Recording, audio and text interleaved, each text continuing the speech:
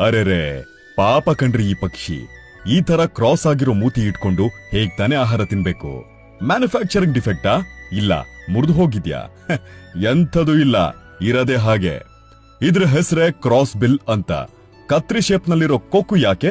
ಅದು ಯಾವ ತರ ವರದಾನ ಅಂದ್ರೆ, ಇವಕ್ಕೆ ಪೈನ್ ಟ್ರೀ ಸೀಡ್ಸ್ ಅಂದ್ರೆ ಲವ್ವೋ ಲವ್ವು.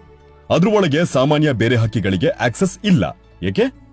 ಹೀಗಿದ್ರೆ ಅದನ್ನ ಹೇಗೆ ತೆಗೆದು ನೋಡಿ, ನಾಲಿಗೆ ಹಾಕಿ ಪರಿಶೀಲಿಸಿ, ಒಳಗಿರೋ ಟೇಸ್ಟಿ ಸ್ನಾಕ್ಸ್ ನ ತಿಂದು ಅದು ಹೋಗಿ ಹೊಟ್ಟೆಗೆ ಬೀಳೋ ತನಕ ಯಾವ ಹಕ್ಕಿಯ ಕೊಕ್ಕು ತಾನೇ ಸಪೋರ್ಟ್ ಮಾಡುತ್ತೆ? ಇದಕ್ಕಿರೋ ಮಾಸ್ಟರ್ ಟೂಲ್ ಅದು. ಇವು ಹವಾಮಾನ ತಾಪಮಾನಗಳನ್ನ ನೋಡ್ಕೊಂಡು ವಲಸೆ ಹೋಗಲ್ಲ. ಅಫ್ಕೋರ್ಸ್ ವಲಸೆ ಪಕ್ಷಿಗಳಲ್ಲ.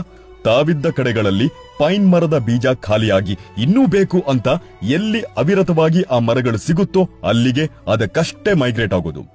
ಇವುಗಳ ಕೊಕ್ಕು ಹುಟ್ತಾ ಎಲ್ಲಾ ಪಕ್ಷಿಗಳ ತರ ನೆಟ್ಟಿಗೆ ಇರುತ್ತೆ. ಬೆಳೀತಾ ಬೆಳೀತಾ ಬೆಳೀತಾ ಕತ್ರಿ ಆಕಾರ ಪಡ್ಕೊಳ್ಳೋದು. ಇವುಗಳ ಬದುಕಿನ ಕಥೆಗಳಲ್ಲಿ ಪ್ರಕೃತಿ ಬರದ ಟ್ವಿಸ್ಟ್ ಇದು.